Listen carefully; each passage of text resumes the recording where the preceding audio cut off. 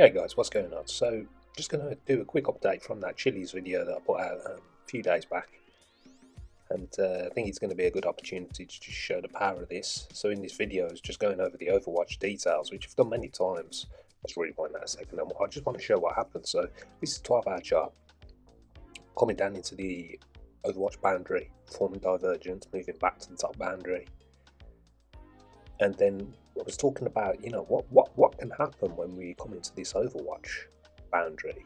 It can just have a tap into it, could form divergence, or could do almost like a triple drive. So this is why I use the this midline here, and I use it as a cross. So what I'm looking for, boundary penetration, can possibly look to scaling, as the divergence is coming, you can scale more.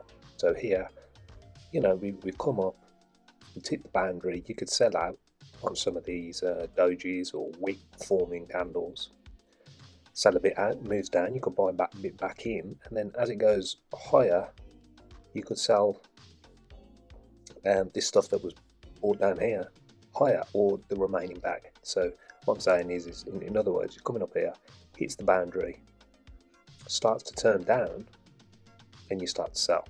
Okay, so you sell 30% E position, 40-50%, and then as this comes up higher for a divergence, you can sell another 30% or 40%, etc. And then if it does a final one, you're going to do your last 10%. But what's happened is it's come down, it's broke down below this moving average, which is a chain, and then it's come up to form that divergence. Now, what I want to talk about is that, these three peaks, we've got almost like three divergences, and then what's happened is we've come down and then made another high. So, it does take some backtesting, learning, just so people can understand. I'm doing these videos, but, when I start showing what I've refined to, then you're gonna love it. So this is what I was talking about in the previous video, 12-hour single chart. Okay, so what I've got here is 4-hour and 12-hour. Now, we'll just put the 4-hour aside for now.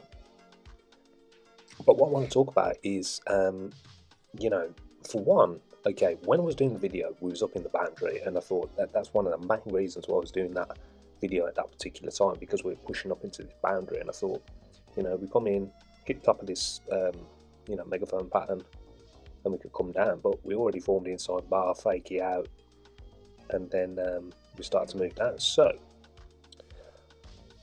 I'm just going to share some personal ways of how I enter into, how I'm managing this. Okay, we're very clear, top boundary to bottom boundary, and then back to top boundary. When we start looking at 4-hour chart, we can see, okay, there's a lot of boundary penetrations here. It's crossing and crisscrossing back over the 4-hour.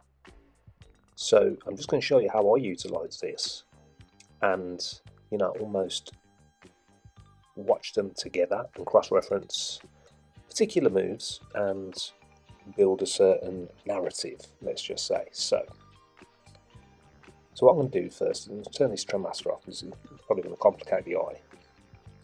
But essentially, using this crosshair, so I'm on the right hand side of the chart at the moment on the 12-hour, I put the crosshair in a circle, okay?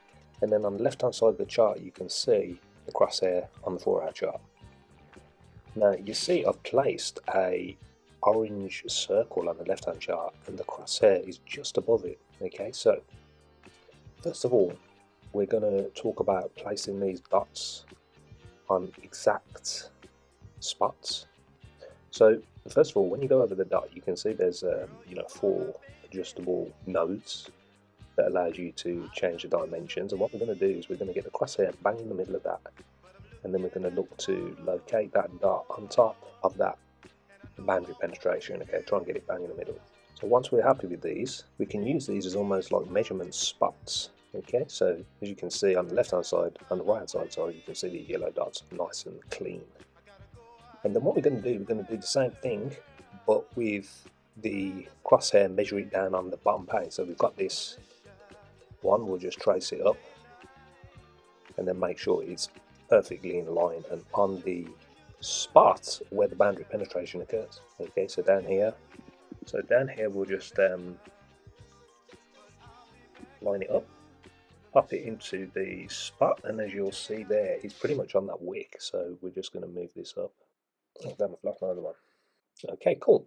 So that one's lined up nicely, and we'll just line this one up, get that bang on. So we've got these perfectly lined up, and you'll see why this matters in a moment, because when I place the crosshair on that spot, so we can see it's bang in the middle where the hand is, the hand cursor in the middle of the yellow spot. Look to the left hand side of the chart and you'll see where it sits. Okay, so again we'll go to the bottom one and you can see where that sits on the left hand chart, just above that orange circle. So what I'm going to do is I'm going to do exactly the same thing with these dots on this 4-hour chart. Okay, so they're all lined up perfectly now. So as you'll see here, you know, effectively we're looking at the same bit of price action, but broken down into a 4-hour chart. A to B, lower boundary to upper boundary, and then broken down on the 4-hour chart. So this is the cool thing of how I'm kind of looking at this and how I'm building this out. The boundary penetration, followed by divergence, followed by an EMA cross, and then we ride it up to the top boundary or something changes. Okay, so we can see a nice clean divergence here. Okay, but then the next Overwatch boundary penetration did not form any kind of divergence. As you can see, it's just complete crash, complete meltdown past the EMA, and carried on down. So the point of this video is that I want to switch to the 4-hour, and you can see how I'm using this, dissecting, and you know, what I'm using, what I'm not using, just basically some overview, some commentary that might help you move forward with this. Like I said about lining up these yellow circles, if you look at the crosshair on the left, okay, you can see exactly where we're looking at on the Overwatch. Okay, you can see we're on that second orange dot at the bottom pane. And when you start to dissect this, you can see there's been two boundary penetrations, and we just got the one kind of touch there. What to take note about this is that we've got divergence here, we've got divergence there. So you can see very clearly divergence, divergence, and then we start to move up. Now I'm not too keen on the EMA crosses on the lower time frames, more only on the higher time frames. So then we have this third push down, which is kind of like a double bottom, and you can see another third divergence, which could just kind of lengthen that out. Now when I look at the third divergence on this 4-hour chart, look back at the right hand chart and you'll see that's the divergence formed on the 12-hour Overwatch. Is that clear? So you can see that vertical line that I've lined up on the third 4-hour Overwatch dip. You'll see it's the divergence for the 12-hour Overwatch, and that is your go ahead. That is your spot.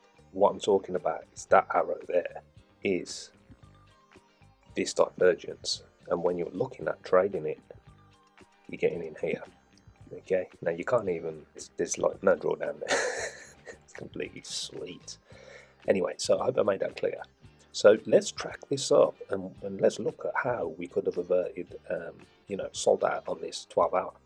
So we move up, we line up the crosshair, we can see we're there. Now, I mean, this is, let me just try and break this down. So we got one boundary.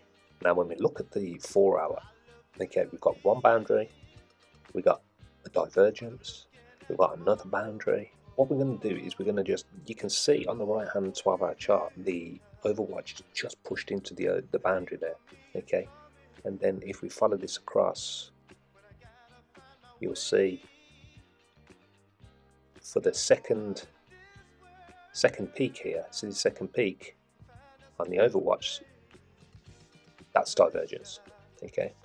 So you can see where I've labelled that up the top there, 2 peaks, one higher than the other, and then we've got on the Overwatch kind of like a double top with some very slight divergence to the downside, and then all of a sudden, whammy.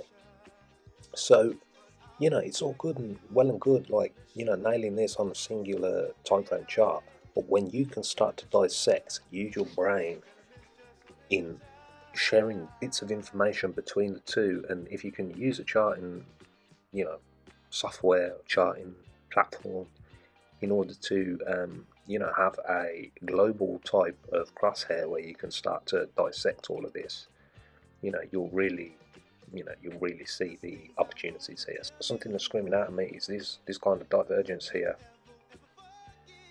Kind of double bottom on the candles. We've got divergence on the Overwatch. I'm not too sure whether we're going to make it down to this boundary. All in all, that's all I wanted to share, and you can really put this to work for yourselves.